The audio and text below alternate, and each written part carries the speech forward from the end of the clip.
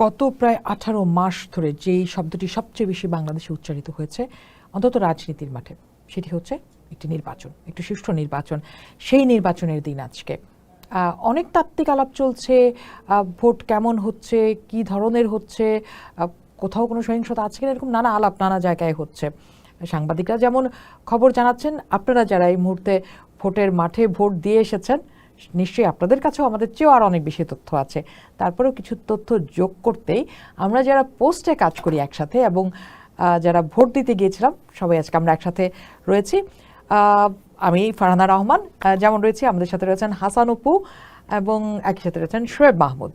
আমি আলোচনা শুরু করতে চাই হাসান অপুকে দিয়ে। অপু, কখন ভোট দিয়েছিলে এবং ভোট কেন্দ্র কেমন ছিল?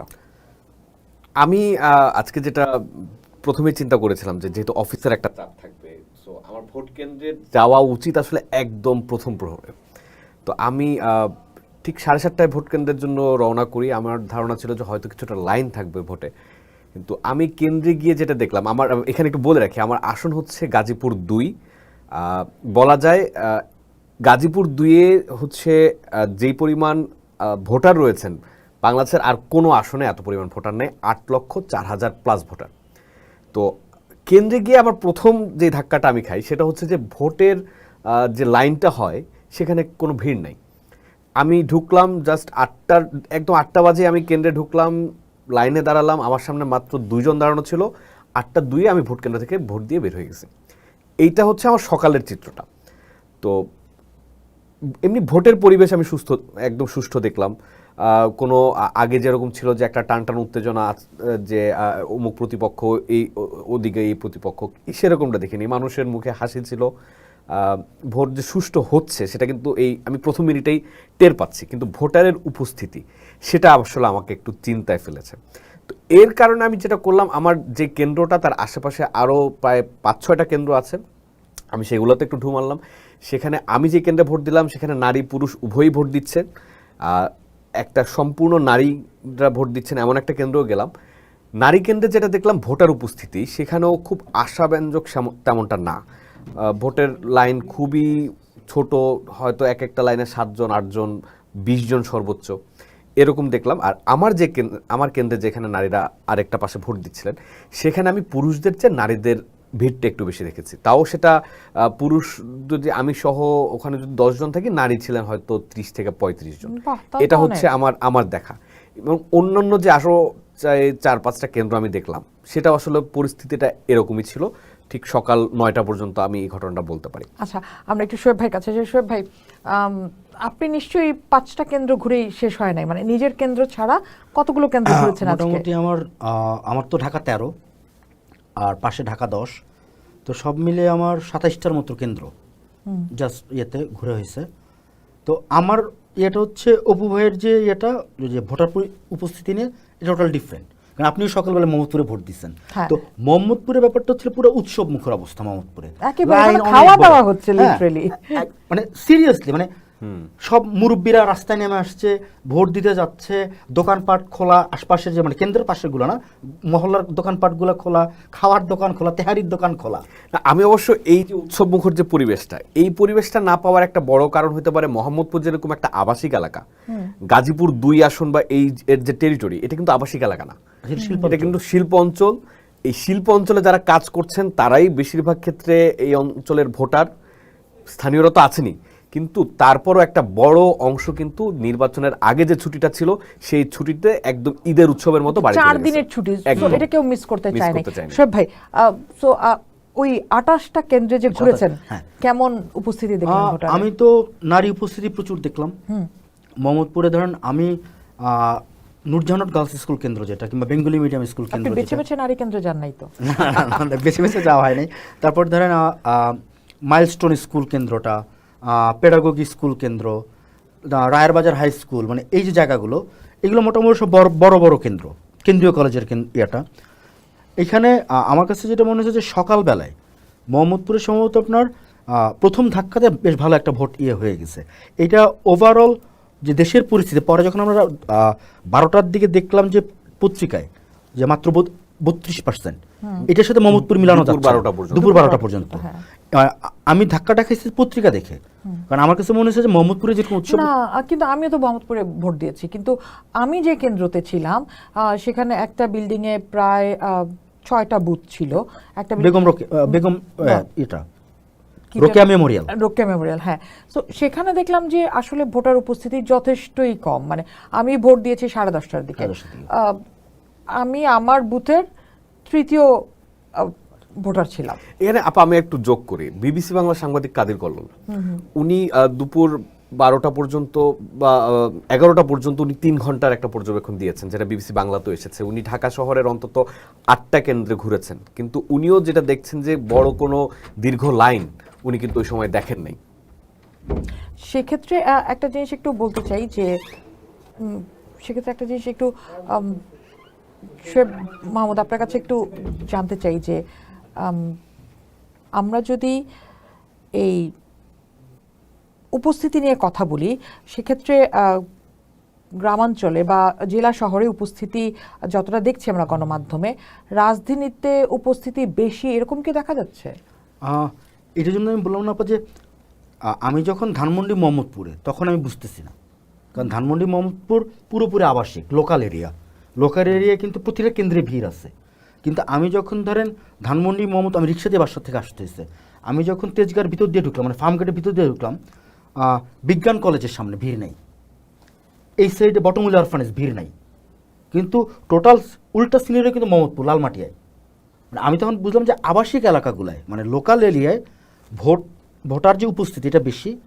এদিক থেকে যখন আমি আসতেছি, ভোট কেন্দ্রে প্রায় শুধুমাত্র ইয়ারা বসা, নিরাপত্তা প্রহরী যারা, এরাই বসা, আর কিছু নাই ভোট কেন্দ্রে। সমর্থক কিংবা মানে সমর্থক রাস্তার উল্টা পাশে আছে। যেমন আমি বিজ্ঞান কলেজের যে কেন্দ্রটা, ওটার সামনে আমি দাঁড়াইছি, কারণ আমার ছোটো ভাইয়ের সাথে দেখা হয়েছে, ও হতাশ যে মানে ওর কথা হচ্ছে যে 10টা 10:30 পর্যন্ত মোটামুটি একটা ছিল, রেশিও ছিল, তারপর একটু অফ। ও আশা করতেছে যে, আমার বললো যে আশা করতেছে দুপুরে ভাতের পর, মানে লাঞ্চের পরে হয়তোবা একটু বাড়তে পারে। আমি একটু দুপুর 1টার দিকে আমার এলাকায় একটু খোঁজ খবর নেওয়ার চেষ্টা করেছি আমার বেশ কয়েকজন বন্ধু বান্ধবের কাছ থেকে। সেখানে যেটা তারা বলছেন যে 12টা 1টার দিকে কিছুটা লাইন তারা দেখেছেন।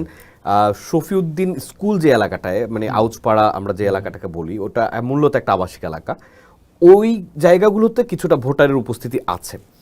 আর এখানে একটা বিষয় আমাকে একজন যেটা জানালেন, সেটা হচ্ছে যে জেনজি যারা ভোটার, আমি বিষয়টা আসতে চাচ্ছিলাম অপু, যে আমরা দেখেছি, আমরা যদি 3টি আন্তর্জাতিক গণমাধ্যম দেখি, বিবিসি, আল জাজিরা এবং সিএনএন, প্রত্যেকেই তাদের যে স্ট্রিমিং দেখাচ্ছে, লাইভ স্ট্রিমিং বলি বা তারা রিপোর্ট যেটি করছে, সেই জায়গায় কিন্তু প্রত্যেকের একটা ট্যাগলাইন হচ্ছে যে জেনজিদের হাতে যে অভ্যুত্থান হলো, তারপরে যে নির্বাচন বাংলাদেশে হচ্ছে, অর্থাৎ তারা এটাকে খুব ভীষণভাবে হাইলাইট করছে। সেই জায়গায় বাংলাদেশে নির্বাচনের দিনে তাদের উপস্থিতি কেমন, মানে কতটা হয়েছে বলে আপনি মনে করেন? আমি যতক্ষণ কেন্দ্রে ছিলাম ততক্ষণ আমি আসলে জেনজি আমরা যাদেরকে বলছি, মানে আমার বয়সটা হয়তো তাদের চেয়ে একটু বেশি, আমি সেরকম উপস্থিতি পাইনি। কিন্তু আমি যেটা অন্যদের মাধ্যমে জানছি, যারা আসলে ওখানে নির্বাচনে বিভিন্ন দলের প্রার্থীর হয়ে কাজ করছেন, তাদের যেটা বক্তব্য যে জেনজি যারা আছেন তরুণদের, মানে বিশেষ করে তরুণদের উপস্থিতি সেটা খুবই কম। এবং এখানে তারা আমাকে যেটা একদম সরাসরি যেটা বলছেন যে এরা আসলে ভোট দিতে আসতে চাচ্ছে না বা আসতে চায় না। আমার কাছে মনে হচ্ছে এখানে যে একটা দীর্ঘদিনের অনভ্যস্ততা, যে বিগত আমাদের এখানে, মানে তার তো অনভ্যস্ততা কি, অভ্যাসই তো তৈরি হয় না, অভ্যাসই তৈরি হয় না।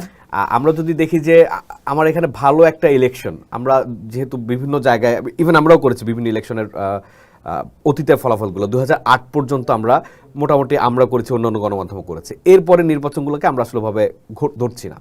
তারপরেও যদি বলি 2014 সালের পরে 12 বছর পর একটা সুষ্ঠু ইলেকশন হয়তো, মানে সরি আমি সুষ্ঠু বলছি না, একটা ইলেকশন হয়তো হতে যাচ্ছে যেখানে মানুষজন ভোট দেওয়ার একটা চেষ্টা করছে। যদিও 2008 সালে 14 সালে যেটা হয়েছে গাজীপুর 2 আসনে বিনা প্রতিদ্বন্দ্বিতায় সেখানে জাহিদ হাসান রাসেল নির্বাচিত হয়েছিলেন আওয়ামী লীগের তরফ থেকে।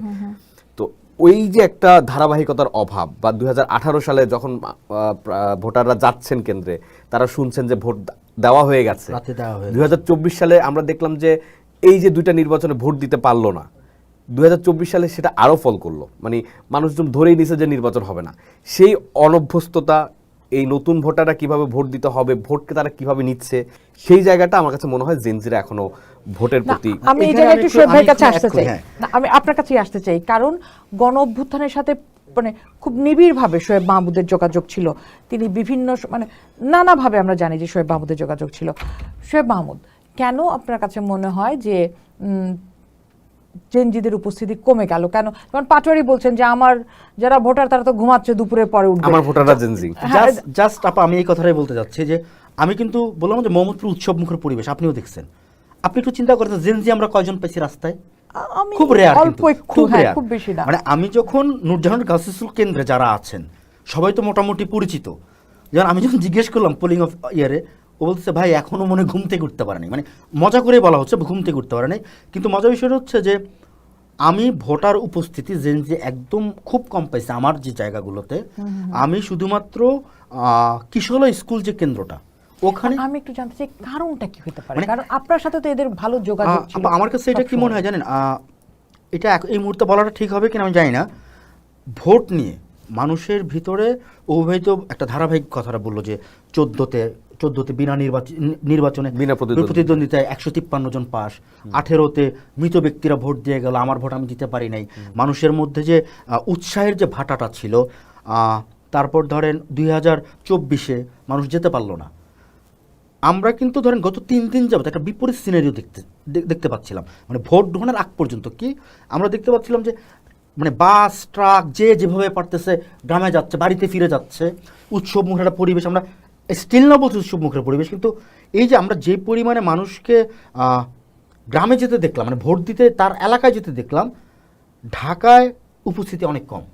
না, এলাকা তো আমি যদি সারা বাংলাদেশ হিসাব করি, সব জায়গা থেকেই গণমাধ্যমে যে খবর পাওয়া যাচ্ছে উপস্থিতি এখনো অনেক কম, আশানুরূপ না। মানে কম বলবো না, আমি কমই বলবো, বিকজ অফ যদি আমরা 2008-এ যাই, 8-এ ব্যাক করি, 2008-এ সম্ভবত 84%, 87%। সেইখানে বেলা 12টা, মানে সবসময় কিন্তু আমরা বলি যে ভোটার সবচেয়ে বেশি যায় সকাল 12টার মধ্যে। না, দুই ভাগ্যে যায় আসলে, সকাল 12টার মধ্যে যায় এবং একটা কিন্তু দিনের প্রথম দুপুরের ভাগটা পরে যায়। খুবই বড় ফ্যাক্টর। খুব বড় মানে এটা আসলে নির্ধারণ করে দেয় যে এই ভোট কত নির্বাচনে percent পড়বে। ভোট কত পার্সেন্ট পড়তে পারে বা একটা আশঙ্কা করা যায়। এখন পর্যন্ত যে নির্বাচন কমিশন বলছে যে মোটামুটি প্রায় 33% ভোটার দুপুর 12টা পর্যন্ত, বা ধরলাম এটা হয়তো এখন মানে আবার নির্বাচন কমিশনের তথ্য নিয়েও অনেক, মানে আমি মাঠের সাংবাদিক হিসেবে আমার অভিজ্ঞতা হচ্ছে যে যা দেখবে তা বিশ্বাস করবে। আপনি এটাও দেখতে পারেন আজকে যখন দুপুর 12টার সংবাদটা নির্বাচন ব্রিফিংটা নির্বাচন কমিশন করছে, এর আগে কিন্তু আমরা খবর পাচ্ছিলাম সকাল 11টা পর্যন্ত সব মিলে 15%। 1 ঘন্টায় সেটা কিন্তু প্রায় 17% বেড়ে গেল একেবারে। আমি এই কমের ক্ষেত্রে যেটা বলবো যে জেনজির ভোটটা কম, এই জায়গায় আমি যেটা বলবো যে দুইটা জিনিস হতে পারে। এটা কিন্তু সত্যি যে সরকারের যে অন্তর্বর্তীকালীন সরকারের যে ভোট নিয়ে মানুষের মধ্যে যে আগ্রহের ভাটাটা ছিল গত 3টা নির্বাচনে, ওইখানে যে এফোর্টটা দিয়ে মানুষের কাছে পৌঁছানোর কথা ছিল, আমরা এখন আর সহজলভ্য মিডিয়া, আমরা ফেসবুক আছে, আমাদের সামাজিক যোগাযোগ মাধ্যমগুলো আছে, গভর্নমেন্ট অফিসিয়াল কিংবা ভোটের সাথে জড়িত যে প্রতিষ্ঠানগুলো, আমরা এদের তরফ থেকে যে ভোট দিতে কেন আসবে, কি মানে আমরা ধরেন 2001-এর নির্বাচন, 2001-এর নির্বাচন আমার দেখা শেষ নির্বাচন, বিকজ 8-এর নির্বাচন আমি দেশের বাইরে ছিলাম। আমি 1-এর নির্বাচনেও দেখছি প্রতিটা ভোট মানে প্রতিটা অঞ্চলে অ্যাটলিস্ট নির্বাচন কমিশনের একটা বড় বিলবোর্ড থাকতো। এবার আমরা যেটা দেখলাম শুধুমাত্র গণভোটের ক্ষেত্রে বেশিরভাগ জায়গায়, আমি এই প্রসঙ্গটা আসবো, জাস্ট প্রতিটা জায়গায় কিন্তু বিলবোর্ড থাকতো। মানে ভোটের আমেজটা কিন্তু ক্রিয়েট করতে হয়, যার অধীনে নির্বাচনটা হচ্ছে তার দায়িত্ব সেটা। না হলে যেই প্রজন্মের হাত ধরে গণ অভ্যুত্থান হলো, যেই প্রজন্ম 4 কোটি ভোটার, আমরা এখন পর্যন্ত বিভিন্ন গণমাধ্যমের থ্রু দিয়ে যা দেখতে পাচ্ছি, জেনজি এখনো ভোট কেন্দ্রে যাচ্ছে না, যায়নি। আচ্ছা, এই যে জেনজি ভোট কেন্দ্রে যাচ্ছে না, এই আপনি যেটা বলছিলেন শোয়েব মাহমুদ, যে এটা কি প্রচারের অভাব? মানে অপু বলল যে আমার তো গণভোট নিয়ে প্রচুর প্রচার হলো, আমার শত শত কোটি টাকা খরচ হলো গণভোটের প্রচারের জন্য। গণভোটে আপনি দেখবেন যে আপনি কি ক্লিয়ার যে গণভোটে যে ক্লিয়ারের কথা পড়ে, তাহলে সরকার কি শুধু গণভোটের প্রচার করেছে, নির্বাচনের প্রচার করেনি? মানে দায়িত্ব শুধু সরকারের, রাজনীতিবিদদের না? তারা তো গিয়েছেন মাঠে মাঠে, ঘরে ঘরে, তাহলে কেন নির্বাচনমুখী হলো না প্রজন্ম?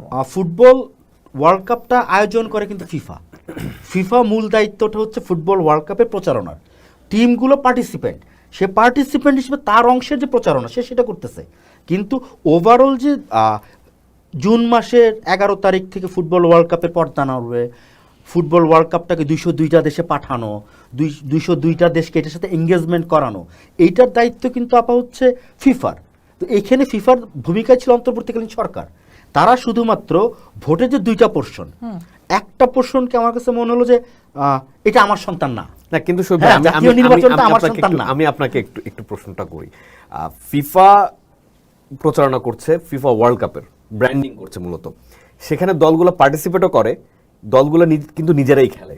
কিন্তু এখানে আপনি যদি অন্তর্বর্তী সরকারকে ফিফা বলেন, দলগুলো পার্টিসিপেট করছে কিন্তু দলগুলো কিন্তু খেলছে না, খেলছে কিন্তু জনগণ, মানে জনগণের ভোটে তো দলগুলো আসবে। আমি জাস্ট আয়োজক হিসেবে একটা আয়োজকের যে দায়িত্বটা থাকে সেই দায়িত্বে আমার কাছে মনে হয় আপা যেটা বললো যে আমরা প্রচুর পরিমাণে গণভোটের ক্যাম্পেইন দেখছি, জাতীয় নির্বাচনের ক্যাম্পেইন দেখি। আমি এখানে এখানে একটু আচ্ছা, উত্তর তো অবশ্যই দিবেন, আপনার কথা বলবেন, তার আগে আমি একটু যোগ করতে চাই আপনার কাছে। সেটা হচ্ছে যে গণভোটের প্রচার হয়েছে কিন্তু গণভোট নিয়ে কি বিভ্রান্তিও রয়েছে? হ্যাঁ, প্রচুর।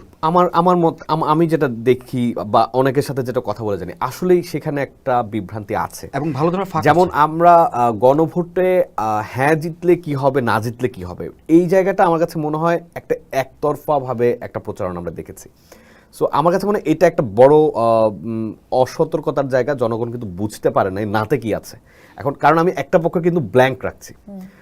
আরেকটা জায়গা হচ্ছে গণভোটে যে প্রশ্নগুলা জনগণ, আমরা যেটা বিভিন্ন জায়গায় দেখছি যে এতগুলা প্রশ্ন, ওই প্রশ্নগুলোকে 4টা প্রশ্নের মধ্যে সীমাবদ্ধ করে ফেলা। সো এই জায়গাটা জনগণ একটু কানেক্ট করতে পারে নাই যে আমি আসলে অত ভারী ভারী শব্দ মানুষ বোঝে না।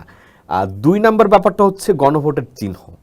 এখন গণভোটে হ্যাঁ উপরে না নিচে, উপরে টিক চিহ্ন দেওয়া, নিচে ক্রস চিহ্ন দেওয়া। আমার যদ্দূর চোখে পড়ছে, আমি অনেকগুলা প্রচারণায় দেখছি যে গণভোটে টিক দিন, এই যে টিক দিন, এই প্রচারণার মধ্যে কিন্তু ক্রসটা নাই, কিন্তু ওখানে কিন্তু আমার টিক দিতে হচ্ছে না, আমি কিন্তু একটা সিল দিচ্ছি, সিল মারছি। এবং কোথাওই বলা হয় নাই যে সিল মারবেন, সিল মারবেন। এখন যদি এইভাবে বলা হতো, টেকনিক্যালি আসলে এই জিনিসগুলো করা হয়েছে, যদি এইভাবে বলা, আমি সমকালের একটা খবর দেখছিলাম, সেখানে রাজশাহীর সম্ভবত কোন একজন ভোটার তিনি বলছেন যে আমার কাছে মেলা দলের লোকজন আসছে কিন্তু গণভোটের জন্য কেউ আসে নাই। এখন গণভোটে হ্যাঁ জিতলে কি হবে, না জিতলে কি হবে আমি এটা জানি না, বা গণভোটে হ্যাঁ জিতলে কে আসবে ক্ষমতা, মানে ওনার চিন্তাটা কিন্তু ওই জায়গাতে কোনো আইডিয়াই নেই যে সরকার যদি গণভোটটা এটা এভাবে চিন্তা করতো যে গণভোটের মার্কাটা টিক চিহ্ন, না ভোটের মার্কাটা ক্রস, এবার আপনি যেটা খুশি বেছে নেন, তাহলে আমার কাছে মনে হয় প্রচারণাটা মানুষের জন্য বোঝাটা আরেকটু সহজ হতো। আমি একেবারে আমার আজকের অভিজ্ঞতা বলি। আমি যখন মমতার ভোট দিতে গেলাম, তো আমার সামনে একদম নিম্ন আয়ের 3জন নারী দাঁড়ানো, এবং তার সাথে হচ্ছে একজন পুরুষ আছেন। তো সেই পুরুষকে উনি জিজ্ঞেস করছেন যে আরেকটা যে কাগজ দিবে সেখানে কি, তো উনি বলে দিল যে ওই যেখানে দেখবা 2টা চিহ্ন আছে, টিক চিহ্ন আছে আর কাটা চিহ্ন আছে, টিক চিহ্নের মধ্যে টিক দিয়ে দিব।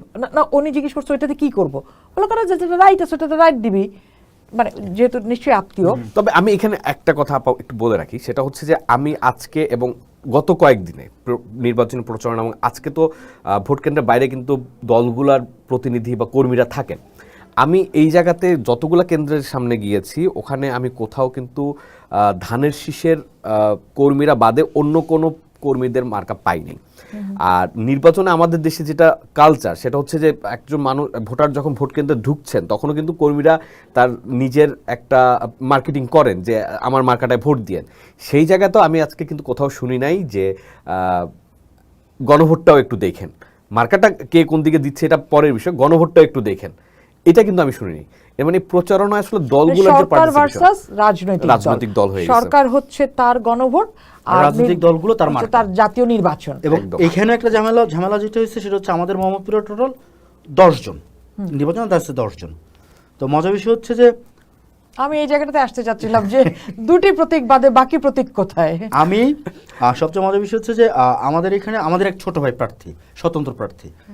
তো লিটারেলি যেটা হচ্ছে আমি ওরা ফোন করছি যে তোর লোকজন কই, মানে আমার ডান সাইডে মামুনুল হক, বাম সাইডে ববি হাজ্জাজ, আমি আর কোন দলের কোনো বুথ নাই। তো এই ক্ষেত্রে আমার কাছে যেটা মনে হচ্ছে যে আসলে নির্বাচনে বড় দলগুলো যেগুলো যারা আছে আগে যেরকম তার আগে একটা কথা বলেন, এইবার প্রথম অনেক বছর পর, এবার প্রথম মুক্তিযুদ্ধের পর প্রথম স্বাধীন বাংলাদেশে একটা রাজনৈতিক দলবিহীন নির্বাচন হইতেছে। আমার মনে হয় যে এই যে ধরেন 32-33% ইয়েটা, এইটা এতক্ষণে 55-50 হয়ে যেত যদি সবার অন্তর্ভুক্তিমূলক একটা মানে জায়গা থাকতো। আমি শৈবের সাথে অল্প একটা অভিজ্ঞতা যোগ করি। 2024 সালে আমরা তো বিশ্লেষকরা বলেন যে এটা আমির নির্বাচন। সেই নির্বাচনের অভিজ্ঞতা যদি আমি বলি, 24 সালের নির্বাচনে আমি যখন সকালবেলায় ভোট কেন্দ্রে গেলাম, সেখানে কিন্তু আমি মোটামুটি একটা দর্শক মানে একটা ভোটারের সারি দেখেছি। কিন্তু এই নির্বাচনে সেই জায়গাটা নেই। আমরা যেভাবে বলছি যে আওয়ামী লীগের অনেক ভোটার হয়তো ভোট কেন্দ্রে নাও আসতে পারেন, সেটা হয়তো একটা বড় ফ্যাক্টর হইতে পারে। আর এর আগের নির্বাচনগুলোতে আমরা 24-এর নির্বাচনে আমরা আরেকটা বড় ফ্যাক্টর যেটা দেখি যে একই দলের মধ্যে কিন্তু কে সংসদে যাবেন সেটা নিয়ে একটা প্রতিযোগিতা হচ্ছে। সেই জায়গাতে আসলে দলীয় নেতাকর্মীরা তাদের নিজেদের নেতাদেরকে আসলে জেতাইতে গেছেন, কিন্তু সেই জায়গাটা এবারে আমি উৎসাহটা একটু কম দেখি। জনাব মাহমুদ, আপনার কাছে কি মনে হয় যে যেমন কয়দিন আগে আমাদের পোস্টেই এসেছিলেন একজন অতিথি, তিনি মাসুদ কামাল, তিনি বলছিলেন যে এবারের নির্বাচনটা আমরা আর মামুরা, এবং এরপর আমরা দেখলাম যে আরও অন্যান্য অতিথিরাও বলছেন যে একই সাইডে থাকা দুটি দলের এবার তাদের মধ্যে প্রতিদ্বন্দ্বিতা হচ্ছে, মানুষ তো এখানে আগ্রহ পাচ্ছে না। মানে আপনি আসলে যেহেতু নানা দিক থেকে দেখেন রাজনীতিটাকে, আপনার কাছে কি মনে হয় যে আসলেই তাই আমরা আর মামুরা, কিংবা আসলে নিজেদের মধ্যে আর কতদূর প্রতিদ্বন্দ্বিতা করব? ওনার কাছে এখনো মনে হইতেছে যে 24-এর নির্বাচন যেরকম আওয়ামী লীগের একজন আর আওয়ামী লীগের আরেকটা স্বতন্ত্র, আমরা আর মামুরা। না, আপনি এই জায়গায় কিভাবে ডিফার করছেন বলেন, ওইটা আগে ব্যাখ্যা দেন। আচ্ছা, ডিফারটা করতেছি কারণ এইখানে উনি যেটা বলতে পারতো যে এইখানে সমাজতান্ত্রিক দল নেই, মানে আমরা তো আওয়ামী লীগকে যদি আমরা হিসাব করি না, সোশ্যালিস্ট পার্টি আওয়ামী লীগ, হ্যাঁ, তো সোশ্যালিস্ট কোনো পার্টি নেই। যে বিএনপি আছে, এনসিপি আছে, জামাত আছে, এরা সব রাইট হ্যান্ডেড পার্টি। তাহলে রাইট হ্যান্ডেড পার্টিদের মধ্যে নির্বাচন হচ্ছে, উনি এইটা বললে হইতো। উনি আমরার মামুরা বলে উনি এইটার 24-এর নির্বাচনে নিয়ে যাচ্ছে। 24-এর নির্বাচনে ধরেন না, এটা ছাড়াও মানে আমি যদি মাসুদ কামাল বাদও দেই, অন্যান্য অতিথিরাও তো অনেকেই বলেছেন, বা আমি গণমাধ্যমে আসলে এই লেখা দেখেছি যে যে এত বছর জোট সঙ্গী ছিল, আমার আন্দোলনের জোট সঙ্গী ছিল, সরকারের জোট ছিল, তাদের মধ্যে এখন প্রতিদ্বন্দ্বিতা হচ্ছে। সো এই প্রতিদ্বন্দ্বিতা আসলে যদি এখানে আওয়ামী লীগ উপস্থিত থাকতো মাঠে, তাহলে যে পর্যায়ে হতো, এখন সেটা হচ্ছে না, কারণ এখান থেকে আমাকে বাঁচতে হবে। আমি আসলে আপু একটু লেভেল প্লেইং ফিল্ডের ব্যাপারটা এখানে দেখি। যেমন আওয়ামী লীগ নাই, আমরা যদি আইনের প্রতি শ্রদ্ধাশীল থাকি, তার নির্বাচন করতে একটা বাধা আছে, একটা বিচার প্রক্রিয়ার মধ্যে যাচ্ছেন আওয়ামী লীগের শীর্ষ নেতারা। তো এর বাইরে আমরা যদি দেখি যে জাতীয় পার্টি বা আওয়ামী লীগের যারা ওই সময় মিত্ররা ছিলেন, তারা কিন্তু কেউ ব্যান না, কিন্তু জাতীয় পার্টির জন্য কি একটা লেভেল প্লেইং ফিল্ড তৈরি ছিল? আমরা যদি গত 1.5 বছরে দেখি যে জাতীয় পার্টিকে ব্যান করার দাবি হচ্ছে, জাতীয় পার্টিকে নিষিদ্ধ বা বিচারের আওতায় আনার দাবি হচ্ছে, নির্বাচন করতে পারবে না হুমকি দামকি হচ্ছে, সেই জায়গায় জাতীয় পার্টিকে একটা লেভেল প্লেইং ফিল্ড কি দেওয়া হয়েছে? আচ্ছা, এই জায়গায় আমি একটু ডিফার করি, এটা তো এই জায়গায় আমি আপনার সাথে ডিফার করি। যেমন ধরেন এইখানে আপনি যে জাতীয় পার্টির কথা বললেন না, এইটা আপনি এইটার প্রেক্ষিতেই বলি লেভেল প্লেইং ফিল্ড। আপনি কি জানেন যে মোহাম্মদপুরে, আচ্ছা জাতীয় পার্টির মোহাম্মদপুরের হিসেবটা পরে আসি, জাতীয় পার্টিকে নিষিদ্ধ করতে এই বক্তব্যটা কাদের ছিল? জামাত জোটের সর্বপ্রথম, স্টিল নাও নুরুল হক নুরু। আচ্ছা, জামাত জোটে কে আছে? খেলাফত মজলিস মানে মামুনুল হক, রাইট? আমরা এলাকা থেকে কি জানি সেটা পরে মিডিয়াটা দিয়ে বলি। প্রতিটা পত্রিকায়, প্রতিটা জায়গায় গতকালকে একটা ছবি আসছে, মোহাম্মদপুরের ঢাকা মহানগরের যিনি জাতীয় পার্টির সবচেয়ে গুরুত্বপূর্ণ নেতা, আমাদের মোহাম্মদপুরের স্থানীয়, মোহাম্মদপুরের আমাদের কমিশনার, হ্যাঁ, সেন্টু ভাই, উনি কিন্তু সাপোর্ট দিচ্ছেন কাকে? জাতীয় পার্টির ফুল ব্যালটটা উনি সাপোর্ট দিতে জামাত জোটকে। আমি এই কথাটা টেনে একটু আনি। দ্য নিউ ইয়র্ক এডিটোরিয়াল, তারা একটা মানে এটা তাদের প্রতিবেদন বলা যায়, তারা নির্বাচনের ফলাফল কেমন হতে পারে এই রকমের ওরা হচ্ছে 4টা প্রেডিকশন করলো।